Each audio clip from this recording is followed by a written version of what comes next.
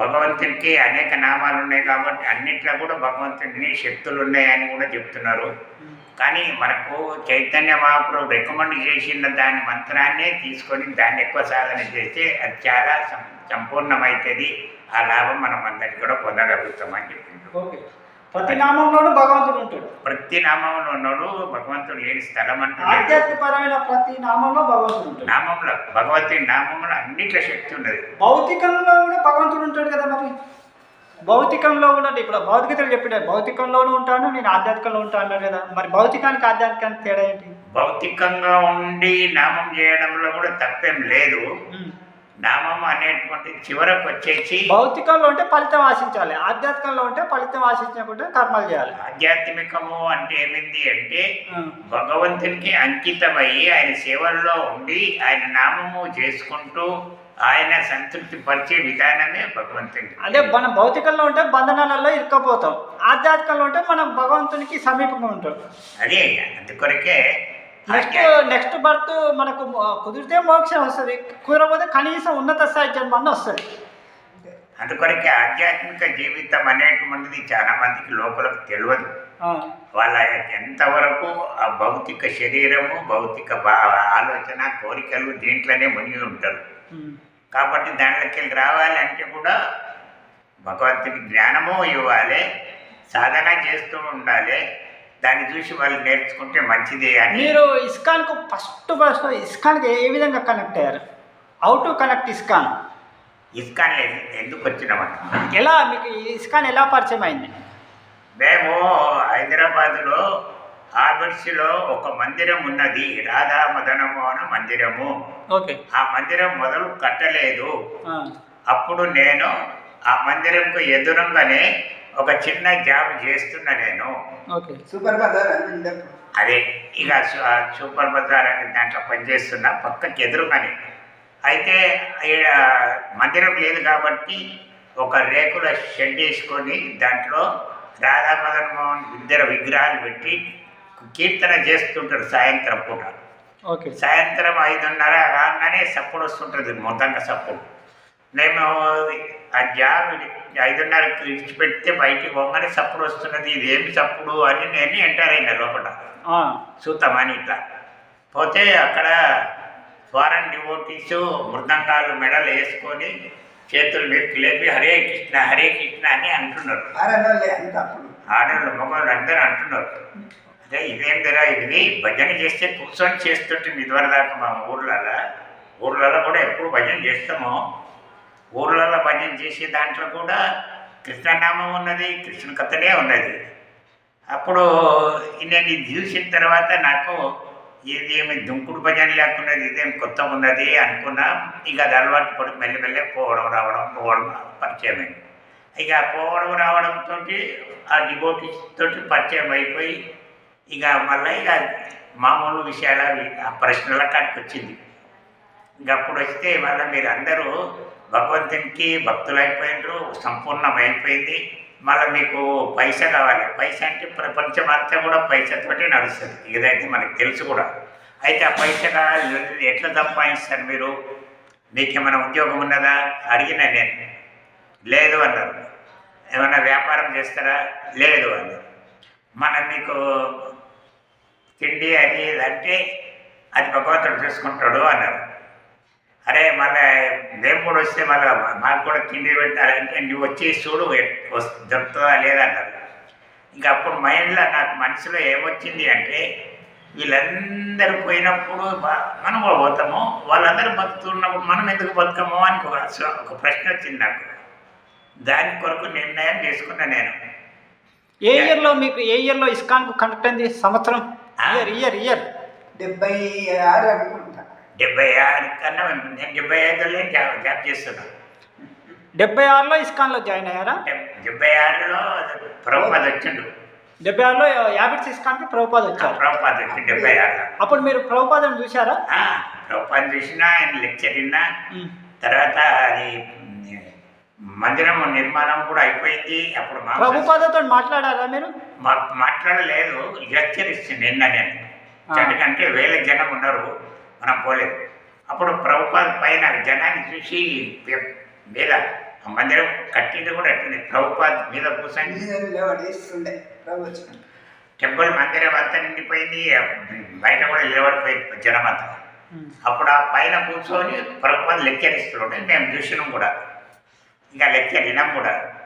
తర్వాత ఇక ఆయన లెక్చర్ అంతా అయిపోయిన తర్వాత ఇక మళ్ళా ఇక మూర్తి స్థాపన చేసే కార్యక్రమం ప్రారంభమైంది. ఇక వాళ్ళు వచ్చిండ్రు జనము, వాళ్ళతో రామానుజాచార్యుల వారు తోలిచ్చిన భక్తులు వచ్చిండ్రు, యజ్ఞము హోమాలు ఇవన్నీ కూడా చేసిండ్రు.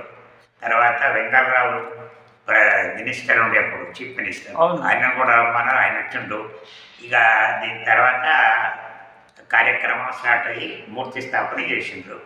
చేసిన తర్వాత ఈ లెక్చర్ అయిన తర్వాత నేను పైకి పోయినా, మెట్లు వెళ్ళి ఆయన పైన ఉన్నాడు ప్రభుపాద్. తెలుసు, రూమ్ నేను చూశాను.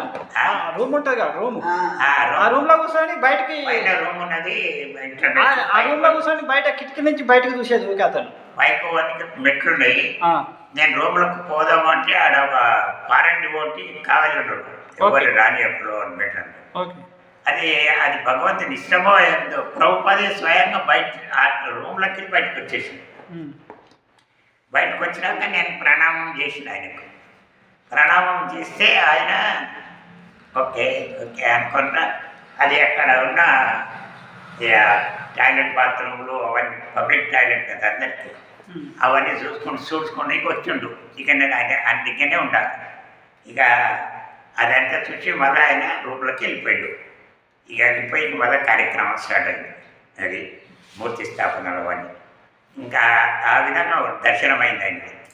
ఆయన దర్శనం అయిన తర్వాత ఇక నేను ఇక భక్తుని కాబట్టి అంతకన్నా మొదలే నేను భగవంతుని భజన ఇవన్నీ కూడా చేసేది కాబట్టి ఇక ఆయన చూడగానే నాకు ఒక ఎమోషన్ వచ్చేసింది. ఇంత వయసులో ఆయన ధర్మాన్ని స్థాపన చేయడానికి బాధపడుతున్నప్పుడు మనం రోడ్ల మీద తిరగడం ఏం లాభమో అనిపించింది, నాకు అనిపించింది.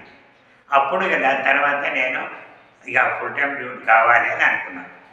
అనుకున్నప్పుడు అప్పుడు మాంసస్వామి అని ఉండే ప్రెసిడెంట్ ఆయన, అక్కడ ఇన్ఛార్జ్ సన్యాసి, ఆయన పేరు నవ్వలేదండి కానీ ఆయన ఇప్పుడు లేడను. కానీ అప్పుడు ఆ మాంసస్వామికి మేము భక్తులం కావాలంటే ఏం చేయాలి మధ్యలో అప్పుడు ఇప్పుడు ఫుల్ టైం డ్యూటీ అంటే ఏమింది ఎట్లా అని ఆయన అడిగితే నేను చూసుకుంటలేని ఇవన్నీ చూసుకుంటా వచ్చేసేది అని అవన్నీ అంటే అన్నట్టుగా.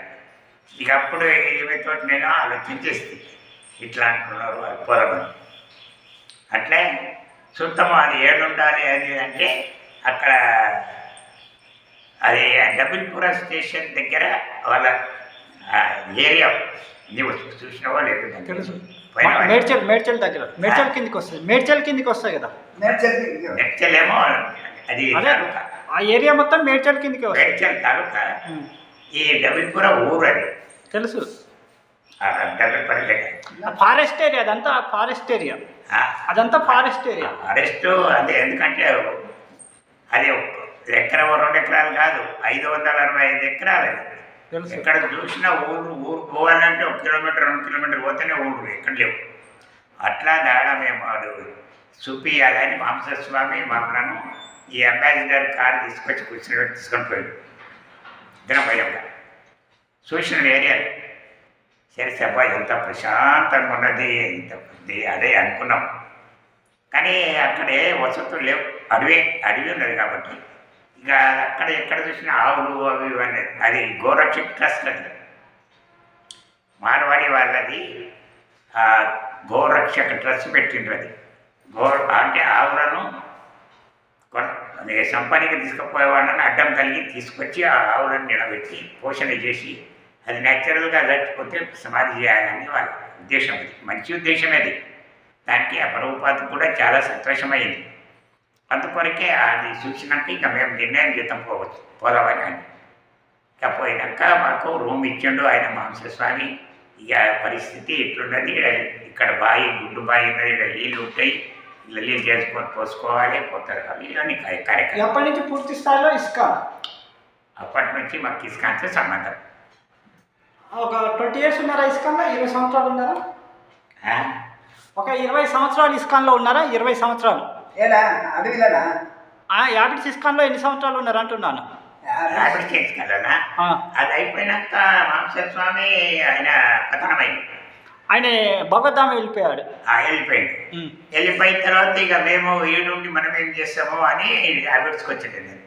ఓకే. హ్యాబిట్స్కి వచ్చి ఆడ 12 సంవత్సరాలు ఉంది ఇక హ్యాబిట్స్. ఆ తర్వాత తిరుపతి దాని తర్వాత నేను ఇక పదయాత్ర ఆ? పదయాత్ర ఇక పదయాత్ర అంటే స్టార్ట్ అయింది అప్పుడే. ఉమ్, అది all India padayatra. Okay. ISKCON all India padayatra. ISKCON all India padayatra Dwarka నుంచి స్టార్ట్ అయింది. ఉమ్, ద్వారక నుంచి స్టార్ట్ అయితే అక్కడ ఈ టెంపుల్లో మాంసస్వామి లేడు కాబట్టి ఆ ప్లేస్లో మహామణి దాస్ అనే ఒక ప్రెసిడెంట్ వచ్చిండు. మహామణి దాస్. మహామణి దాస్ ఓకే. ఆ ప్రభా శిష్యుడే ఆయన వచ్చిండు. ఇక ఆయన నేను ఇద్దరం ఇంకొక పిల్లాడు కలిసి పోయినవి ద్వారకకు. ఈ ఆల్రెడీ పదయాత్ర చూస్తాం ఎట్లా చేస్తున్నారు, ఎట్లా స్టార్ట్ చేస్తారు అని. ఆడ పోయి చూసి దాని తర్వాత మనము ఇక్కడ వచ్చిన తర్వాత అంటే ఆంధ్రప్రదేశ్కి వస్తుంది ఎట్లా, అక్కడ ద్వారక నుంచి స్టార్ట్ చేసి మళ్ళా గుజరాత్, మహారాష్ట్ర, కేరళ ఇవన్నీ దాటుకుంటూ ఇక్కడికి వస్తుంది. తిరుపతికి దాన్ని చెన్నైకి వస్తుంది. చెన్నై నుంచి తిరుపతికి వస్తుంది. తిరుపతికి వచ్చినప్పుడు అక్కడ జీబీసీ అని ఉన్నాడు ఒక ఆయన.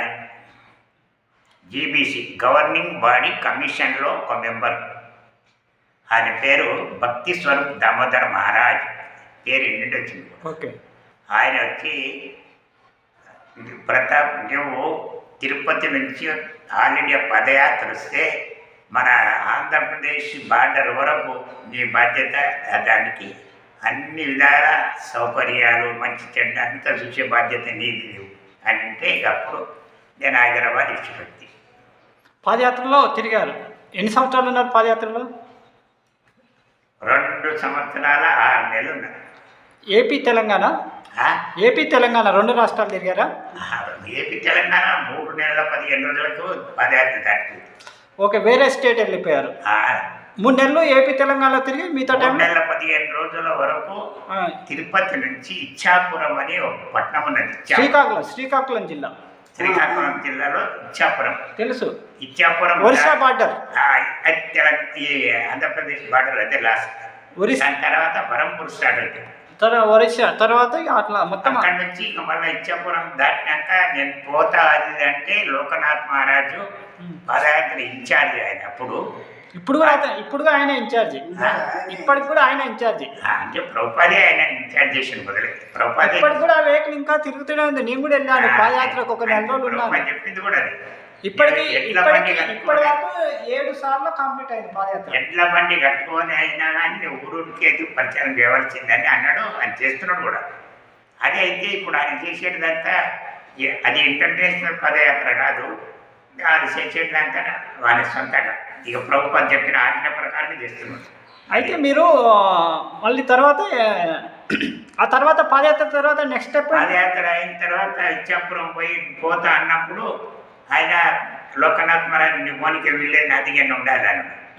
మళ్ళీ మా జీబీసీ ఆర్డర్ ఉన్నది పదయాత్ర రాగానే రావాలని ఉన్నదంటే అప్పుడు లోకనాథ్ మహారాజు మళ్ళీ భక్తి స్వరూప్ దామోదర్ను పిలిచి ఇక్కడ జగన్నాథ్ పూరిలో రమ్మన్నాడు. ఆయన వచ్చిండు. ఇక నాకు ఒక 3 రోజులు వాదనల మీద వాదనలు, నన్ను ఇవ్వకూడదని ఆయన ఢిల్లీ ఆయన నాకు కావాలని ఈయన ఇది లాస్ట్కి వచ్చేసి లోకనాథ్ మహారాజ్కి గెలిచాడు. దాంట్లో తర్వాత లోకనాథ్ మహారాజ్ అంటూ నేను ఆల్ ఇండియా పదయాత్ర చేసి ఆ తర్వాత అప్పటిదాకా అది ఢిల్లీ వరకు పోయినాం. పాదయాత్ర అయిపోయిన తర్వాత ఏం చేశారు? మళ్ళీ ఢిల్లీ వరకు పోయిన తర్వాత అప్పుడు ఢిల్లీలో ఈ ఇస్కాన్ గురించి ఏం తెలియదు. ఇక్కడ మీరు బుక్ డిస్ట్రిబ్యూషన్ అవన్నీ చేయాలి అనేది నాకు మా ఆర్డర్ అవుతుంది. ఓకే. ఏడా ఢిల్లీలో ఆర్డర్ వస్తే ఇక పదయాత్ర వాళ్ళు అదే పదయాత్ర ముందరికి వెళ్ళిపోయింది హిమాలయ పర్వతాలు. అక్కడ నుంచి అది 400 కిలోమీటర్లు మరో వాళ్ళు. అప్పుడు మేము ఢిల్లీలో బుక్ డిస్ట్రిబ్యూషన్ స్టార్ట్ చేసాం. నేను ఒక సౌత్ అమెరికన్ డివోటీ. అక్కడ ఎన్ని సంవత్సరాలు ఉన్నారు? 1.5 years ఉంటుంది. 1.5 year ఢిల్లీ ఢిల్లీ ఇస్కాన్లో. ఢిల్లీ ఇస్కాన్ లేదా ఢిల్లీలో ఏం లేదు అప్పుడు పదయాత్ర అదే ప్రచార కేంద్రం ఉంటుంది కదా, హరినామ ప్రచార కేంద్రం సెంటర్ సెంటర్ ద్వారా. సెంటర్ అది ఇంకా టెంపుల్ అది ఇదని ఏం ఓకే, లేదు. నాకు అర్థమైంది. సెంటర్ ఉంటుంది కదా, హరినామ ప్రచార కేంద్ర సెంటర్. ఆ సెంటర్లో ఉంటూ పుస్తక వితరణ చేశారు, అంతే కదా? అయితే ఇక మేము ఇక్కడ మజ్ను కా టిలా అని ఒక ప్లేస్ ఉన్నది ఢిల్లీలో. అక్కడ ఒక